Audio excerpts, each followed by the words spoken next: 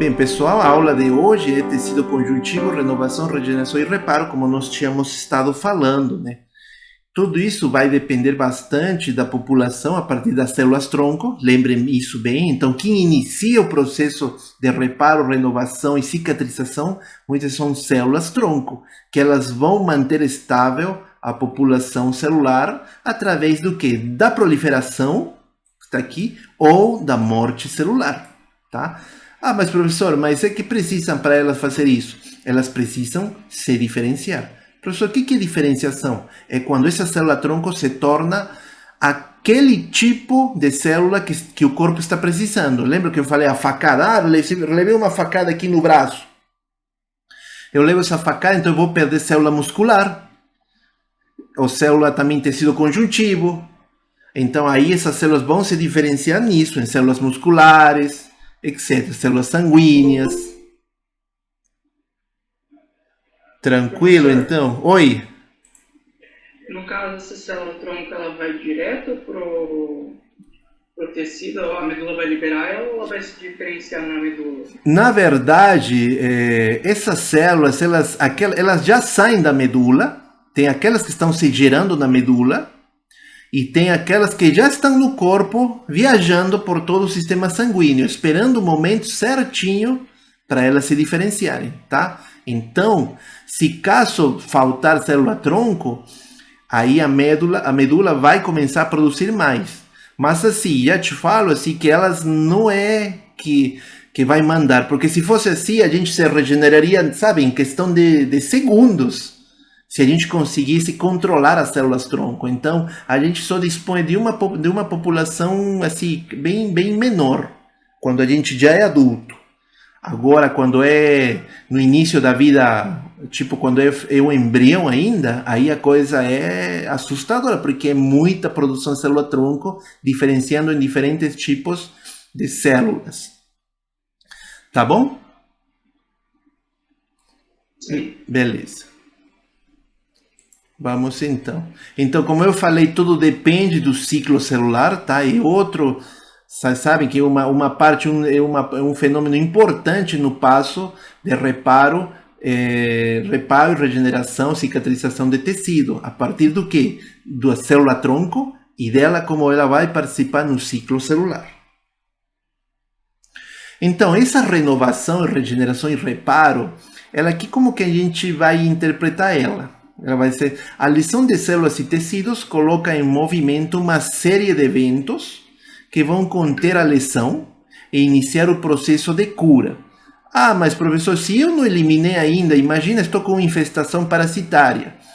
Mas se eu não eliminei ainda o parasita, eu consigo, esse corpo vai conseguir se regenerar? Vai. Ele consegue, de um jeito ou de outro, ele inicia o processo de regeneração. Só se o caso, essa doença parasitária, ela provocar um processo de inflamação crônico. Aí já é outra coisa, aí realmente para os processos de renovação e regeneração. Agora, se for uma inflamação aguda, por exemplo, tá? Aí o processo de regeneração é constante. Por exemplo, o exemplo mais comum, você está pregando e sem querer você bateu no dedo, você percebeu, bateu, nossa, dói, né? E inflama às vezes, mas assim, você não leva, né? Aí você depois vai observando que na unha, ela começa a se formar um coágulo, né? Que ele, aos poucos, ele vai saindo, ele vai se movimentando na unha. Então, por que ela se está movimentando? Não é porque ela queira se movimentar, é porque se está regenerando tecido. Aí, nessa região que foi abatida pelo soco que você se deu com o martelo ou com qualquer estrutura, né? O que aconteceu? Aí se perdeu tecido, então está se renovando. E essa reconstrução está fazendo, empurrando esse coágulo que se forma, né? Lá embaixo da unha. Tá? Então, aí teve uma inflamação aguda. Aí pode atuar esses fenômenos. Agora, se for, por exemplo, na lesão da sífilis, lembra as lesões finais, lesões terciárias que aparecem até nas mãos, essas lesões papulosas, aí é mais difícil, porque aí tem uma inflamação crônica. Então, essas lesões permanecem Elas até tendem até explodir, né? Essas pápulas que se formam, né? No caso, na pele, né? Aí você percebe que são diferentes momentos que o corpo consegue participar. Então vamos iniciar com o reparo. O que é o reparo? Não é cicatrização, professor? Não. Reparo é uma coisa, cicatrização a gente vai ver como é que é. Reparo é tudo da forma geral. Dentro do reparo, a gente fala que tem um processo de regeneração, como estamos falando aqui, e de cicatrização, tá? Cicatrização está dentro do fenômeno de reparo. E o reparo, como nós tínhamos visto agora há pouco, são vários eventos através dos quais o organismo substitui as células lesadas e mortas.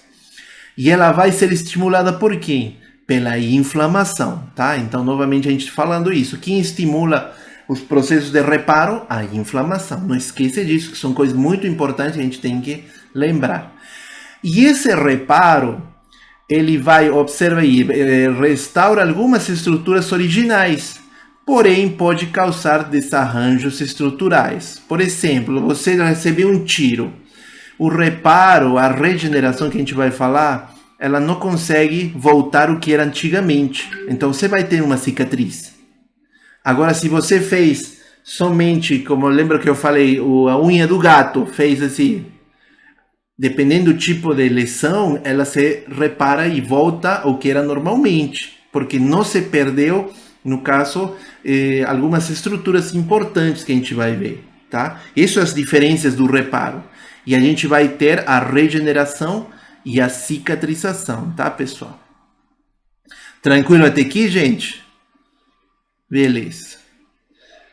Agora iniciamos com a primeira, que é a regeneração. Assim como você fala, o que você entende por regeneração? Que volta um novo? Sim, esse gerar novamente, né? Se for pela etimologia da palavra. Novamente, generação, gerar novamente. E o que é importante nessa questão? Tem substituição de células e tecidos lesados por células do mesmo tipo, tá?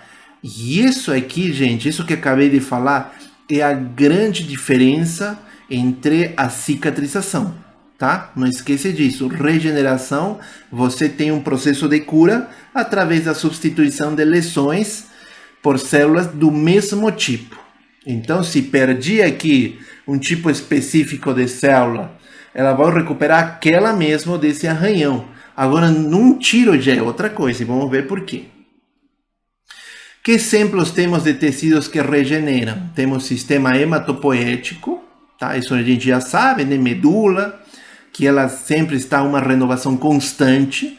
Epitélio cutâneo, né? No rosto também, principalmente em crianças, é bastante rápido os processos de regeneração. E no trato gastrointestinal, que esse é para a vida inteira. Vocês sabem a cada quanto tempo demora para o epitélio do trato gastrointestinal sofrer esse processo de regeneração, ou por assim falar, de mudança? Ela acontece entre 1 a 2 semanas. Em 2 semanas, todo o teu epitélio do estômago está mudando constantemente. Porque se ele não sofresse isso, o que aconteceria? A gente morre, já teríamos parado de subsistir. Porque tanta coisa que a gente leva na boca, né, e come, que causa, queira ou não, inflamação em muitas dessas células do epitélio. Então isso tem que ser renovado. Graças a Deus que a gente consegue isso, senão, como eu falei, estaríamos mortos. Essa regeneração é uma restituição completa, como eu já falei, por células do mesmo tipo, tá? E o crescimento de células e tecido para substituir estruturas perdidas. Aqui o mais importante, qual que é o requisito para ter uma regeneração? Requer a arquitetura do tecido conjuntivo intacto. Então, a gente não pode perder, por exemplo, o tecido conjuntivo. Ou seja, a gente está falando da quê? Da epiderme, da derme, da hipoderme. A gente não pode perder essas estruturas, senão não regenera com as células do mesmo tipo. Ah, professor, mas isso aí é difícil de saber. Sim, com certeza. Aí a gente vai ver que tipo de estrutura, como que aconteceu a lesão, né? Por exemplo, que a gente falou. Você normalmente, quando cai, arranha o rosto, às vezes caiu e arranhou o braço, dependendo da intensidade, ela volta ao normal. Com o passar do tempo, volta ao normal. Agora, se você cortou, enfiou uma faca, um tiro, já a coisa muda. Aí não vai voltar ao normal porque perdeu a estrutura, a arquitetura que tinha antigamente. É o que a gente poderia falar. A lesão por pressão, aí eu falo um exemplo para você, uma pergunta. Ela estaria encaixada com um processo de regeneração? O que vocês me falariam disso? Podem falar pelo chat também, caso não queiram falar, viu, pessoal? Eu estou aqui com o chat ligado. Qualquer coisa, vocês podem me responder. E aí, o que vocês acham? Sobre falem sim ou não? A regeneração. Sim. E a regeneração. Oi. Então, vocês pensam que então que a lesão por pressão, sabe, a escara, ela é um tipo de regeneração? Ela poderia voltar aos tecidos originais? Vocês falam que sim. Aí eu falo que não. Por quê? Porque você vê a lesão de escara. A lesão de escara já invadiu epiderme, derme e hipoderme. Perdeu vasos, perdeu musculatura. Então aí já não entra como um processo de regeneração. Ele vai entrar como um processo de quê? De cicatrização. Porque aí vai entrar outro tecido, não vai entrar mais o tecido original. Tá bom? Vamos lá para chegar a essa parte. Agora entramos então na cicatrização. Que já? Porque todo mundo conhece com cicatrização. E de certa forma, pessoal, é assim. Quase a grande parte das feridas, lesões que a gente é produzido por nós mesmos ou por diferentes fenômenos externos, doenças, parasitas, bactérias e que causam lesões físicas no epitélio, geralmente elas geram cicatrizes, não tem como negar. É pouquíssimos casos que na regeneração a gente vai observar, tá? O que é cicatrização? É uma resposta tecidual frente a um ferimento, como a gente falou, processos inflamatórios nos órgãos internos, tá? Na regeneração, que a gente acabou de ver, a gente não tem, no caso, um processo de inflamação. Ele vai acontecer para poder ter um processo de regeneração. A única diferença, então, é a arquitetura do tecido, como a gente estava falando. Não tem que perder tecido conjuntivo, porque se perde tecido conjuntivo, já vai provocar o quê? Uma cicatrização, tá? E essa vai formar a famosa cicatriz, né? Que é uma deposição de tecido fibroso. Então aí você já vê que tem outro tecido, outro tipo de célula, que vai entrar nessa lesão, nessa cicatriz, que é o tecido fibroso. Porque nas outras lesões é o mesmo tecido muscular, epiderme, hipoderme. Tá? Você percebeu a diferença? Tanto que quando você fez uma cicatriz, você fez uma cirurgia, aí você percebe, quando você palpa essas regiões, você vê que o tecido é diferente, um tecido mais inervado, um tecido mais sensível, um tecido mais duro, mais grosso. Obviamente por causa da mudança, por ter tecido fibroso. Ei, professor. Oi. A cicatriz da cesárea demora, né, para sarar e fica adormecido no... Fica, Isso aí, boa pergunta. Na cicatriz Então, isso depende, porque eu já vi em outros pacientes, e até em outros casos que me foram falados, que normalmente demora entre uns 6 meses. Já eu vi outras pessoas que fizeram o processo cesárea, né, cesariana, e foi em 2 a 3 meses. Então, às vezes é variável, viu, Valdilene? No caso, às vezes varia para ter esse... Agora, o adormecimento é uma coisa normal. Por quê? Porque as células, as terminações fibrosas, elas estão muito sensíveis. Então, qualquer movimentação que você faz, você toca, palpa essa região, você parece que não tivesse tecido, está formigado. Quem já fez alguma vez como chama, desvio. Parece que fica mesmo adormecido ali um bom tempo o local. Aí, quem já fez o desvio, a cirurgia para corrigir desvio de septo, aí é pior ainda. Porque quando fazem esse processo, você fica um ano. Isso já observei isso bastante. Você fica um ano sem sentir, parece que você tivesse uma coisa diferente, pelo menos relatos. Eles não sentem o nariz como era antigamente. E por quê? Porque ainda as terminações nervosas se estão acostumando por causa da presença do tecido nervoso. Desculpa, do tecido fibroso que está presente, tá? Então, as cirurgias que vocês fazem, normal que se vocês, no caso, têm, né? Elas causam a presença de tecido fibroso presente e isso aumenta a inervação nervosa, o que leva a um problema, né? Porque você não sente muitas vezes. Isso demora um ano aproximadamente, se for cirurgia. Agora, na questão da cesariana, que você perguntou, Valdilene, aí realmente varia muito. Não sei te explicar porquê, mas ela varia bastante.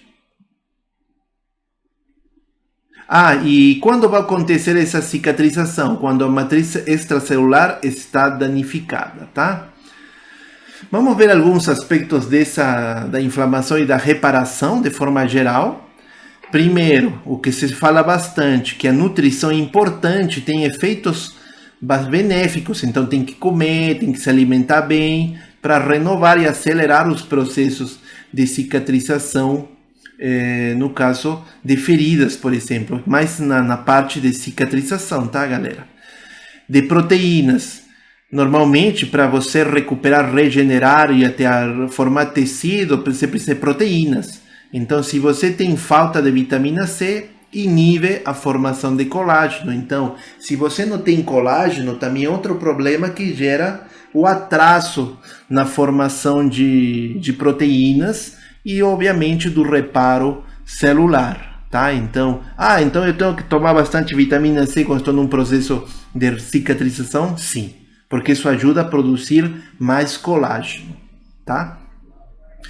O uso de glicocorticoides aí é outro problema, porque eles inibem diretamente os processos de cicatrização, tá? Obviamente não é muito, né? Mas imaginemos um paciente que ele toma, já é um paciente recorrente de... Só um minutinho, eu vou ligar aqui o ar.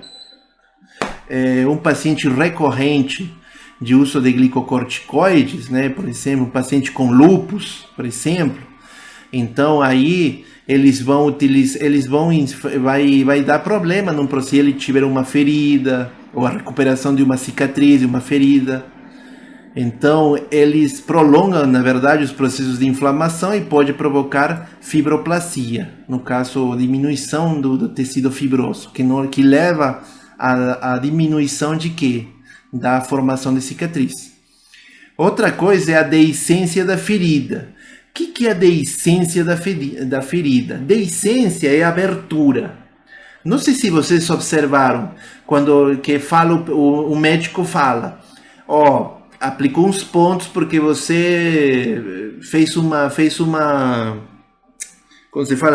cicatriz, fez uma ferida no pé, e aí colocou uns 3 pontinhos. Aí o médico fala, não mexe, fica em repouso, senão a ferida abre. Beleza. Aí o que acontece? Aí a pessoa não escuta isso e ela mexe, anda, vai. E obviamente essa movimentação que vai se dando ali, ela vai fazendo que obviamente a ferida pode romper os pontos. Mas por que provoca isso? Porque você perdeu tecido quando teve essa lesão. Então tem alguma coisa que não está encaixando aí. E isso leva a que tenha essa deiscência da ferida, que ela abre. Como também ela pode acontecer quando se contamina.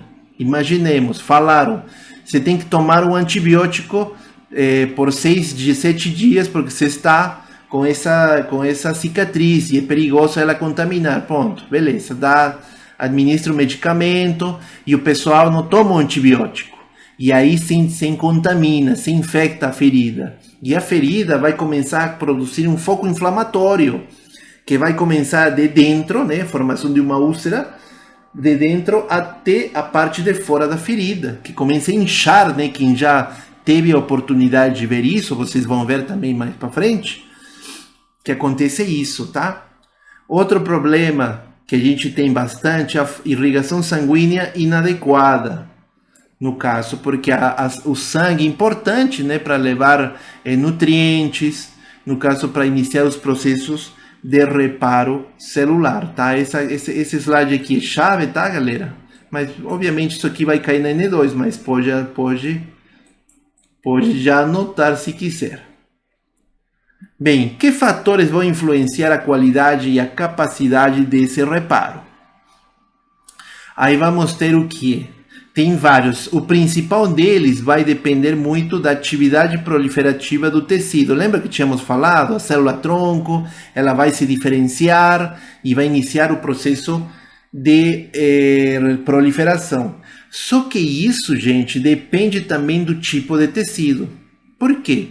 No corpo nós temos 3 tipos de tecidos, tá? A gente está falando a comparação com o quê? Com a capacidade de proliferação, tá? Porque tecidos temos vários, né? Como vocês sabem. Mas isso aqui a gente está fazendo essa classificação por atividade proliferativa. Então vamos ter os tecidos láveis. Quem são esses tecidos láveis, pessoal? Aqueles que estão em divisão contínua, que estão constantemente proliferando. Quem são? Da medula óssea, como a gente já falou, tecidos hematopoéticos e epitélios. Dentro dos epitélios, imagina quase todos. Lembra que eu falei do trato gastrointestinal? Então, o epitélio do trato gastrointestinal, que ele está constantemente se mudando, né? 1 a 2 semanas você muda todo o seu epitélio gastrointestinal. Imagina, a gente come miojo, a gente come torcida, salgadinho torcida, gente. Isso aí é o pior, né? Você pensa, torcida eu gostava, gente. Eu amava esse salgadinho. Mas, cara, esse aí é complicado. Você vê um salgadinho torcida que tem esse sufixo, né? De sida, né? Igual como se fosse suicida, né? Todo relacionado com morte, né? Então não deve ser bom, não. Beleza. Temos os tecidos quiescentes, que eles são chamados também de estáveis, tá? Eles possuem baixo nível de divisão. A gente está falando, né? Esse dos láveis, o primeiro que a gente falou, é 100% a divisão. Já os quiescentes, já mais ou menos entre 60% a 40% da divisão celular. Temos que em todas as células parenquimatosas, que formam os parênquimas, pode ser do fígado, do pulmão, os fibroblastos, musculatura lisa, endotélio vascular, dos vasos, linfócitos e hepatócitos. É por isso que muita gente pensa, né, no caso do fígado, né, pensa, não, mas o fígado se regenera, gente. Sim, com certeza. Então, se eu viver só com um pedacinho, depois ele volta a crescer, isso é uma coisa que foi uma história mal contada. Porque o que vai acontecer? Vai aumentar a hiperplasia, vai aumentar o número de células. E para o fígado crescer o tamanho normal, gente, nem a vida do paciente inteira, tipo uns 80 anos, para ele poder observar que seu fígado está novamente inteiro. Não existe isso. Agora, o que acontece? Tem aumento dos hepatócitos. Então, tem uma hiperplasia e o aumento do número. Agora, do volume, seria se desse uma hipertrofia nesses hepatócitos, o qual não acontece, tá, galera? Então não caia nessa, que às vezes falam isso e não é bem assim, não. Senão não teria transplante de fígado, né, no caso. Beleza. Alguém, alguma dúvida, alguma pergunta, alguma coisa que queira adicionar, pode falar, viu, pessoal? E temos os tecidos permanentes, aqueles que têm zero ciclo celular, zero proliferação, zero atividade proliferativa, viu, galera? Que são o quê? Os cardiomiócitos, que são as células do miocárdio, do coração, e os neurônios, tá? Então, se perdeu, já era um infarto, pessoal perdeu 50% da sua atividade se teve um infarto no coração, porque ele perdeu grande parte das células do miocárdio. Já era. Um derrame, mesma coisa. Por mais que se tenha fisioterapia, né, sobreviveu no derrame, mas as sequelas são sequelas. Você perdeu entre 30% a 50%, e até a morte, né, de um derrame, principalmente, e perdeu neurônios. Então já era, né? Beleza. Para acontecer os processos, seja de cicatrização ou de regeneração, a gente precisa de ter uma homeostasia normal. O que é uma homeostasia normal? Um equilíbrio do corpo, que está tudo corretamente.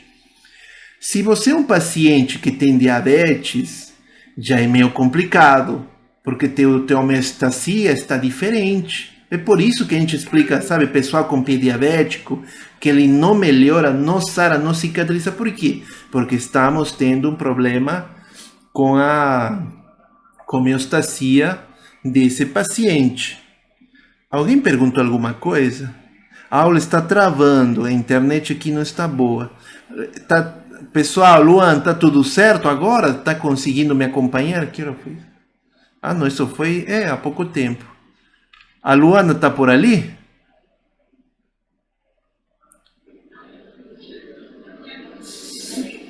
Eu acho... Sumiu. Tá bom. Beleza. Qualquer coisa, pessoal, se vocês travam alguma coisa, vocês me avisam para eu repetir, tá? Vocês podem me avisar, beleza? Minha internet também tá bem ruim, tá caindo toda hora.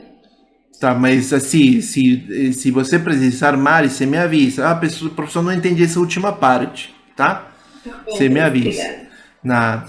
Bem, então, como eu estava falando, os pacientes com pé diabético, eles têm falhas precisamente nessa parte aqui da homeostasia. Porque se você observa uma célula que tem equilíbrio normal entre a proliferação e a apoptose, o que vai acontecer? Vamos fazer um zoom aqui. Vai ter uma homeostasia normal, beleza. Se acontecer uma lesão, seja qual for, né? Vai acontecer um processo de regeneração. Então vai ter uma renovação dos tecidos, tá? E vai ter uma regeneração completa. Aonde que acontece isso, galera? Na epiderme, nos epitélios do trato gastrointestinal, como a gente falou, no sistema hematopoético. Beleza, isso dentro do corpo, está acontecendo toda hora, lembra que eu falei? No intestino, 1 a 2 semanas, você tem todo novo, regenerado. Agora, se forem tecidos estáveis, sabe aquele que vai de 60% a 40% de proliferação, já aí a coisa muda. Por exemplo, até eu esqueci de colocar o pâncreas, também é outro importantíssimo, o pâncreas, o fígado, o pulmão. Esses tecidos, eles demoram. Então, o que vai ter? Você queira ou não, você vai perdendo parte desse parênquima, né, no caso. Por isso você vê o paciente que fuma. Ele, queira ou não, está se condenando, porque ele vai perdendo aos poucos epitélio. Ah, professor, mas está se regenerando? Sim, vai se regenerar, mas não 100%. Ele vai, perdeu 20 células. Ele somente vai conseguir 12 células. E as outras 8 vão se preencher com o quê? Com tecido fibroso. Você entendeu, então? Pessoa que fuma, pessoa que bebe, vai ferrando assim. A pessoa demora muito, né? O pessoal manifestar, porque se a cada 20 células somente vai perder 12, 8 vai se formar em tecido fibroso, e isso aí é uma coisa muito microscópica, vai demorar muito tempo para acontecer isso. Tá? Podemos falar no fígado, podemos também ver no rim. Geralmente órgãos que são bem vascularizados que acontece isso, fígado, pulmão, pâncreas, rim principalmente. Não é por nada, né, que muitas doenças atacam bastante o rim por causa disso, porque ele tem tecidos estáveis. Se o rim tivéssemos tecidos lábeis de produção de 100%, gente, a gente seria indestrutível. Mas não acontece. Agora, se o tipo de lesão gerou uma cicatrização, aí a coisa é diferente, tá? Aí vamos provocar uma ferida, como estamos mostrando aqui, essa ferida teve perda de tecido nessa região, né? E o que vai formar que um tecido fibroso. Essa formação de cicatriz não é nada mais do que tecido fibroso. E isso é característico, né? Normalmente você percebe que você teve normalmente no pé acontece bastante, machuca o pé, que a gente gosta de andar muito de chinelo, né? E às vezes sem querer vai pisando aqui, vai pisando lá, pulando aqui, e sem querer no prego, às vezes acontece, né? Pisa aqui e sem querer encontra um prego na rua. Já aconteceu isso, já vi muitos pacientes que entraram, né, e viram e falando, né, essa questão, por causa de andar de chinelo no meio do mato ou um local, assim, uma construção, e teve essa ferida. Obviamente vai formar uma cicatriz. Agora, nesse outro que eu estou mostrando aqui, da inflamação crônica, é o que estava falando para vocês. Tem um pessoal que tem uma doença, né? Imagina, levou essa doença até formar uma inflamação crônica. Obviamente, aí você não recupera muita coisa, porque teve muita lesão do tecido. Então, você vai ter entre 80% a 100% de formação de fibroses. É isso que a gente poderia explicar também, que acontece com o famoso enfisema pulmonar. O famoso enfisema pulmonar se dá através de uma inflamação crônica provocada, né, pelo fechamento por causa de fumar, né, na nicotina e um monte de coisa que tem no cigarro, que vai lesando toda essa região alveolar, tá? E provocando o fechamento desse alvéolo todo preenchido com tecido fibroso, tá? Ah, mas professor, da ferida e de uma doença parece ser bem parecido. Parecem, mas não são. As doenças que atingem órgãos internos, sistema interno, elas podem ser mais perigosas, né? No caso, se for um infarto, né? Lembra que a gente falou, perde células do miocardiócito, células do miocárdio, esse tecido morreu, aí vai ficar um buraco, e o que vai acontecer? Vai ser preenchido com o quê? Com colágeno, que depois vai virar tecido fibroso. Beleza. Bem, aqui as células-tronco, a gente já também falou um pouquinho delas, né? A gente tem que entender só uma coisa, que nós no corpo temos células-tronco embrionárias e células-tronco adultas. Aquelas que estão no nosso corpo andando em todo momento, elas são adultas, elas são células somáticas que a gente fala. E temos as células embrionárias, que normalmente acontecem durante a formação da fecundação, onde teve a fusão do espermatozoide com o óvulo, que forma o ócito, né? E aí inicia. A partir desse dia, você começa a contar o início da vida, né, no caso. Então, dia 0 até o dia 19, se eu não me engano, 18 a 19, embriologicamente falando. Esses quase 20 dias, a gente tem as células-tronco mais potentes e mais importantes do corpo, que são as células-tronco embrionárias pluripotentes. E isso vocês vão se lembrar, porque até alguns anos atrás, se eu não me engano era 2015 ou 2014, teve um problema, porque estavam querendo tratar pacientes com doenças neurodegenerativas com células-tronco. Só que de onde eles iam conseguir células-tronco pluripotentes? Só de embriões humanos. Então, isso levou a uma questão de bioética, uma brigaiada, porque tinha os pacientes que eles queriam se recuperar, mas tinha os aspectos bioéticos que não poderiam ser, porque já pensou se isso fosse autorizado? As clínicas de reprodução, não que não aconteça, e não sei, né? Elas conseguiriam criar, né? Elas criariam uma vida e ao mesmo tempo destruiriam essa vida para obter as células-tronco.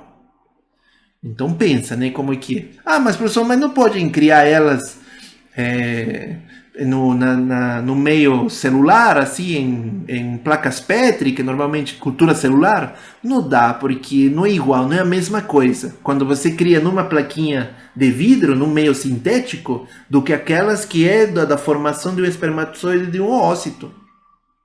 São diferentes, gente. E já se testou isso. E não dá certo. Beleza, então, tanto que o STF, né, o Supremo Tribunal Federal, interveio e ele falou que não podia ser feito isso, senão rompia com as normas bioéticas. Então, somente o que a galera pode usar são células-tronco adultas somáticas. Só que assim, essas células adultas somáticas, elas somente vão proliferar alguns tipos específicos. As pluripotentes embrionárias, elas faz qualquer tipo de célula que você tenha no corpo, gente. Qualquer, até neurônio se ela quiser. Tá? Já as adultas somáticas, não. Elas não conseguem fazer isso. Elas somente vão ter geralmente elas conseguem renovar o quê? Tecido ósseo, tecido fibroso e tecido muscular, tá?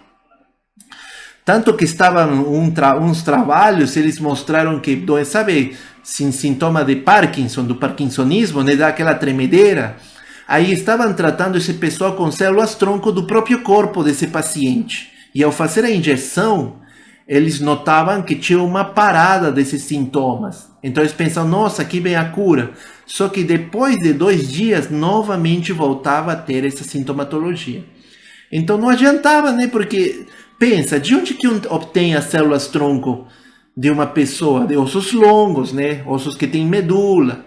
Então não podia estar fazendo todo esse processo constantemente. Isso obviamente é muito caro. Eles pegavam aqui da crista ilíaca, sabe? Do osso da parte aqui da pelve, dos ossos do quadril. Aí eles faziam um buraquinho nesse osso e obtinham, no caso, matriz, na verdade, células, né, que vão ter aí a célula tronco. Obviamente tem um preparo antes disso, né, até obter a célula tronco, tá? Então, nada é tão fácil assim, né, pessoal? Bem, que outra coisa ajuda nos processos de reparo, cicatrização, renovação? Vão ser os famosos fatores de crescimento. Isso a gente já falou bastante também nas outras aulas, esses fatores de crescimento. Obviamente, eles vão promover a proliferação das células, é uma coisa importante. Elas promovem também o quê? A locomoção, contratibilidade, diferenciação e principalmente aqui, ó, a angiogênese celular. O que era angiogênese? Alguém se lembra? A gente falou isso naquelas outras aulas. Alguém se lembra o que era angiogênese? Angiogênese é criação de novos vasos, geração de novos vasos. Angio é vaso, seja veia, artéria ou até vaso linfático. E gênese, início, origem de vasos novos, tá?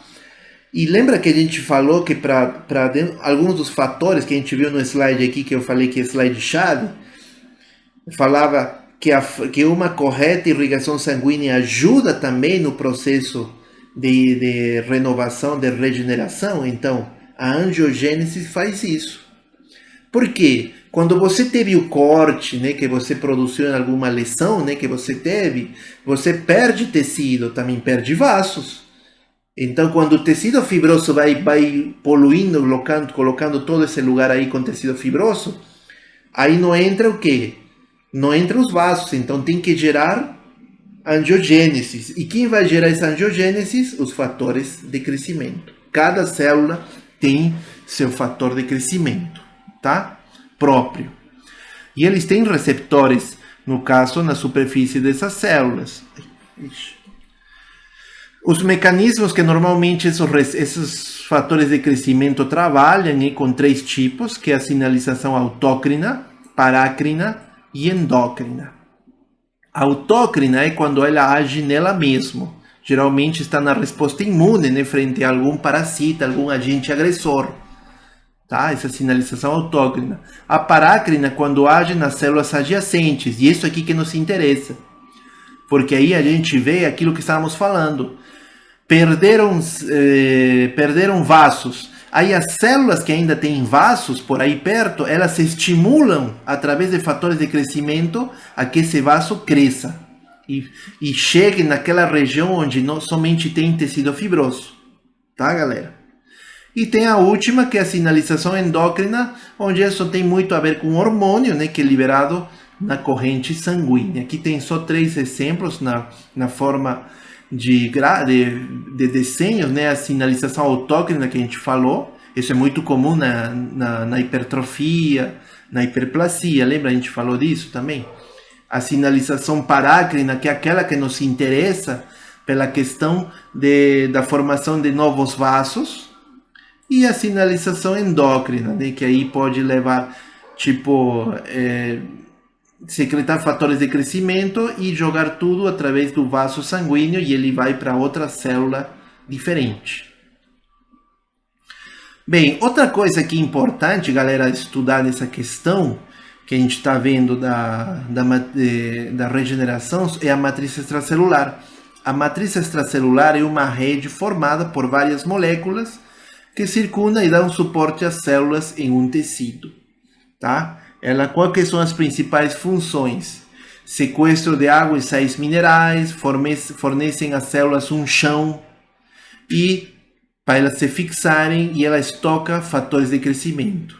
Então, se você perde matriz extracelular, já era, você perde regeneração, reparo celular. E essa matriz extracelular se divide em matriz intersticial. Essa matriz intersticial está entre as células do corpo. Tem uma célula e outra célula. No meio delas está a matriz intersticial. E também está presente na membrana basal dos conjuntos de células. Na pele? Na pele temos várias camadas de células, né? Chegamos até a parte final, onde inicia todas as células, que temos a membrana basal. Essa última, ela é encarregada de quê? De secretar fatores também de crescimento para mandar a crescer as células da pele, por exemplo. Aqui o que estava mostrando, né? Podemos ter vários tipos. Aqui temos o epitélio presente. E quem constitui essa matriz extracelular? Tem vários tipos.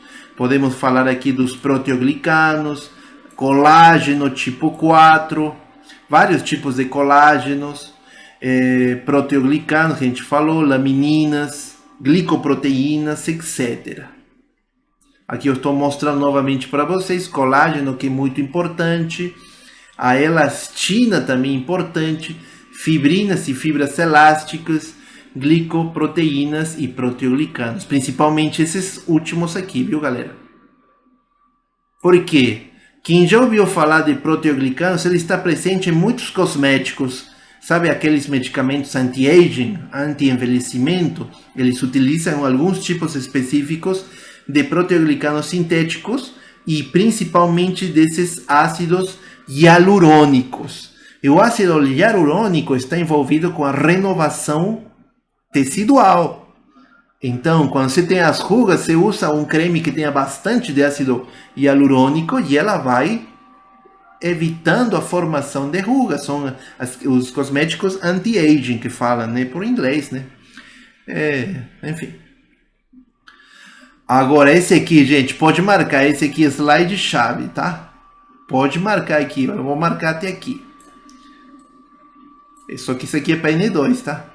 As fases da cicatrização, só vive caindo, cai em concurso, cai em Enem, cai sempre isso aqui, essa questão da cicatrização, provas de concurso, de residência, enfim, etc. Perguntando essa questão das fases de cicatrização. Eu resumi aqui, mas eu vou encaminhar também para você um artigo que ela fala detalhadamente cada uma, para aquele que queira se aprofundar nessa questão. Elas são 3 fases, tá?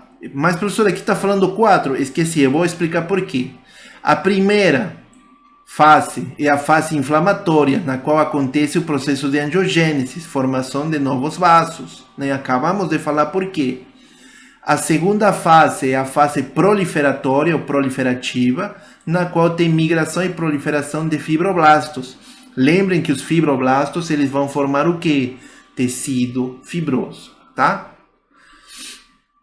E, no caso, a terceira fase e a última, que é a de remodelação. Ela dividia em 2 porque a primeira ela consiste numa deposição de matriz extracelular. Então, tem geração de matriz extracelular como primeiro passo da remodelação. E o segundo passo é o remodelamento, que se dá através da maturação e organização do tecido fibroso. Então, primeiro é deposição de tecido extracelular e depois a formação do tecido fibroso, tá? Então, são 3 fases, não esquece. Inflamatória, proliferatória e de remodelação, tá, galera? E aqui a angiogênese que a gente estava falando, aqui eu coloquei vasculogênese, pessoal, porque quando está no início da vida, na época fetal, na época embrionária, ele se chama vasculogênese, tá? Não se chama angiogênese. A angiogênese é quando já é adulto, quando nasceu, na verdade. Pronto. Os tipos de cicatrização. A gente tem diferentes tipos de cicatrização. Normalmente são 3 tipos, mas a gente vai entrar em contato com aqueles 2 primeiros. A gente chama eles de primeira intenção e de segunda intenção. Eles são bem diferentes um do outro. O de primeira intenção é o mais simples, é aquilo que falei, é a coisa assim que você fez uma cicatriz muito fina, e normalmente a gente vai acontecer isso em quê? Incisões cirúrgicas. E obviamente se dá porque a lâmina, né, do bisturi, ela é muito fina essa lâmina, então o tipo de cicatrização que ela vai produzir é bem menor se você comparar com a de segunda intenção. Além do mais, ela é bem orientada e tem o mínimo de fibroses a produzir, então tem pouquíssima quantidade de tecido fibroso lá. A produção de angiogênese também é pouca? Sim, também. Porque perdeu pouquíssimo material, né? Pouquíssimo tecido. Já a de segunda intenção, galera, já aí é um preenchimento de grandes espaços, aí um tiro, uma facada, enfim, né? Uma mordida, e acontece bastante em úlceras. E aquilo que entra aqui, a lesão por pressão, as escaras, ela entra dentro de um tipo de cicatrização por segunda intenção. E essas de segunda intenção são mais demoradas. São muito demoradas. Principalmente lesão por pressão, que vocês sabem, né? Muito mesmo demoradas. Pode ser lacerações na pele, músculos, ou também pode ser abscessos também, viu, pessoal? Que isso é um tipo de cicatrização por segunda intenção.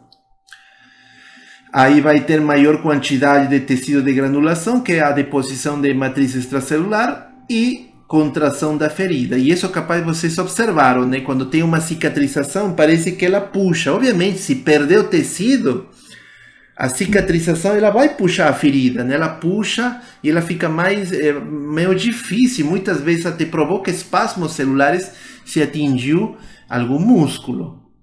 Tá? Você sente às vezes a pessoa que já fez, principalmente nos braços ou nas pernas, percebe um formigamento, parece que você está se tremendo às vezes. Isso aí é um espasmo muscular por causa da contração dessa ferida.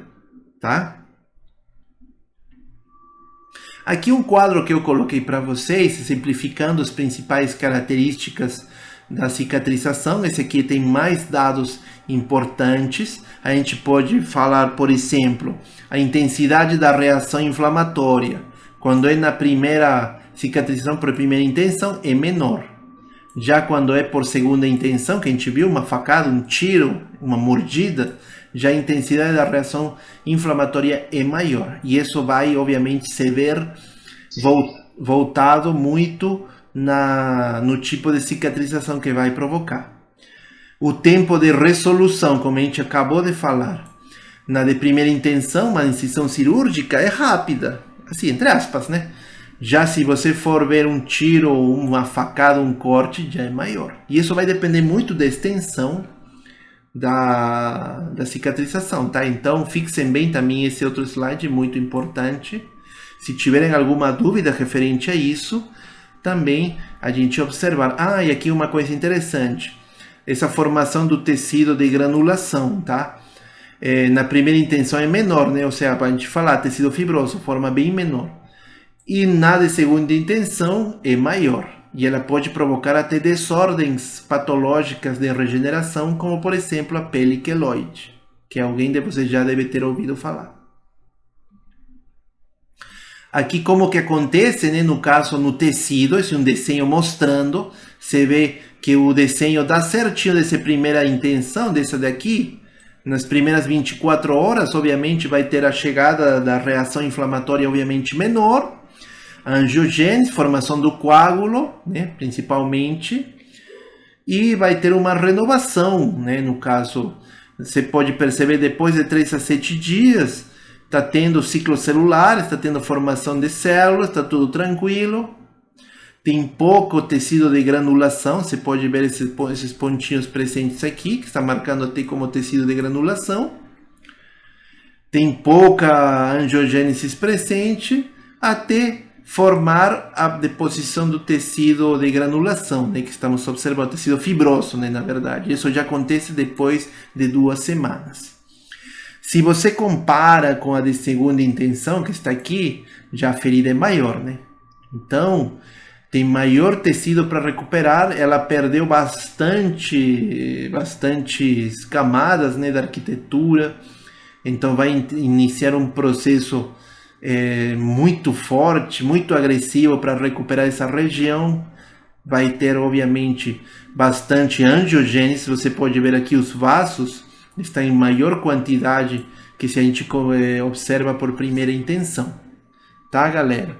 E, obviamente, como não consegue recuperar, você pode perceber que sempre... desculpem, tem uns giros aqui, aqui. Você observa que elas têm o que? Ela fica meio assim côncava, né? Meio esburacada essa região. E isso não tem como, porque não tem como recuperar completamente, tá? E você pode ver a abundância de quê? De tecido fibroso. Bem, mas professor, e que diabo é o tecido de granulação? Esse tecido de granulação é a deposição da matriz extracelular. Ele vai ser um tecido conjuntivo neoformado novo e ricamente vascularizado, né? Como um processo de cicatrização. Tanto que você, quando faz uma ferida, você observa ele porque ele tem uma coloração diferente do resto da pele, que é uma coloração rósea e um aspecto granuloso, como por exemplo aqui essa lesão que foi no pé. Você pode observar que ela parece ter como um vulcão, né? Tem essa região aqui que eu estou marcando é uma coloração rósea, é tecido de granulação. Se a gente vê histologicamente isso, você pode observar aqui várias quantidades de tecido de granulação e bom, não dá para observar bem, mas seria histologicamente, nem adianta te falar. Aqui vem como que aconteceria, né? Você tem um buraco, né? Uma cicatriz de segunda intenção, que é aqui, né? Então vai ter o preenchimento. Aqui tem o tecido fibroso presente aqui. E para finalizar, temos os aspectos patológicos, que é isso aqui que nos interessa bastante. Quando o processo de cicatrização se torna deficiente, aí vai produzir o que? Pode provocar uma formação excessiva dos componentes da reparação. Tá? Por exemplo, então temos a cicatriz queloide, a cicatrização hipertrófica, a granulação exuberante e a fibromatose agressiva. A queloide é mais comum, vocês já observaram. A cicatriz hipertrófica normalmente é quando dá errado uma cicatrização de primeira intenção. Lembra que eu falei que são as finas de tipo uma incisão de bisturi? Às vezes acontece por questões patológicas, problemas em algum fator de crescimento, que tem uma reprodução excessiva de fator de crescimento e aumenta esse crescimento dessa cicatriz. Vocês vão ver nas imagens. E na granulação exuberante, geralmente é como formação de um tecido, parece não é queloide, porque a queloide ela é constante, essa aqui não, tanto que com cirurgia dermatológica você consegue retirar essa granulação exuberante, mas a queloide não. E isso obviamente vai formar contraturas nessa pele, né, que pode até causar um pouco de incômodo nesse paciente. Aqui o que estava mostrando para vocês na figura A é a queloide, normal como se conhece. Observa como ela aqui na figura que dá para ver muito bem a questão dela na parte histológica. Você vê que tudo isso que eu estou marcando para você é tecido fibroso. Absurdamente bastante, fora do normal. que ele invadiu, né? Na verdade, o tecido fibroso, ele é para crescer até uma altura, mas ele continua crescendo desordenadamente. Por isso que forma essa pele queloide. E isso, assim, muitas vezes está associado desde criança, né? As pessoas descobrem isso, normalmente quando vão fazer uma vacina, ou às vezes algumas pessoas que têm acne, pode provocar esse problema. Normalmente os locais que a gente vai ver pode ser vários locais diferentes, pode ser no pescoço, nos ombros, nos braços, às vezes até nas orelhas, locais que podem ser afetados. Aqui vem nas outras figuras, aqui do lado, a cicatriz hipertrófica. Você pode perceber que foi uma incisão cirúrgica de primeira intenção que não fechou como deveria ser e teve um aumento desse tecido, então uma cicatriz hipertrófica, igualmente nessa perna desse paciente. São grandes, né? É diferente da queloide, porque essas só crescem até uma certa parte. A queloide cresce para sempre e pode se até estender. Aqui também novamente mostramos outra que, por mais que for bem simplicinha, que isso aqui foi 2 centímetros que teve dessa cicatriz, ela também forma essa cicatriz queloide. Isso aqui é uma cicatriz queloide, viu, pessoal? Parece pequenininha, mas isso é provocada por pontos. Teve pontos que levou à manifestação dessa cicatriz.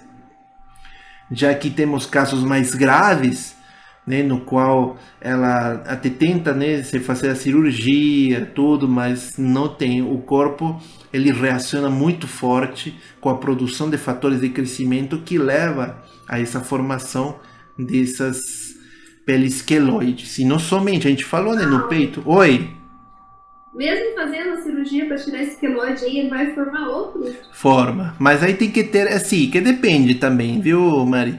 Porque, assim, normalmente o que a gente estava vendo, os tratamentos hoje aumentaram bastante. Tem bastante medicamento que é muito bem utilizado. No caso, deixa eu te mostrar aqui que eu acho que eu tenho ele aqui. Cadê? Aqui. Ué, não tá aqui não? Não, nessa parte aqui. Hoje se utiliza bastante umas injeções de um medicamento chamado 5-fluoracil, que que na verdade ele é uma combinação de alguns corticoides. Você pode associar com corticoide. Ele está dando resultados bons. Assim também você pode utilizar a bleomicina, que é um agente quimioterápico, mas que também ele é citotóxico, né? Então ele vai destruir também esse processo. Entendi. Tá? Tem outras, né? Quem já ouviu falar do Roacutan? Alguém ouviu falar? Mas esse é para acne, né? Beleza, mas só que esse problema o pessoal fala bastante porque o Roacutan pode ser para acne, mas ele também diminui a proliferação celular. Então, se você tem uma ferida quando está utilizando o Roacutan, a cicatrização, a renovação é mais demorada, tá? Do que o normal.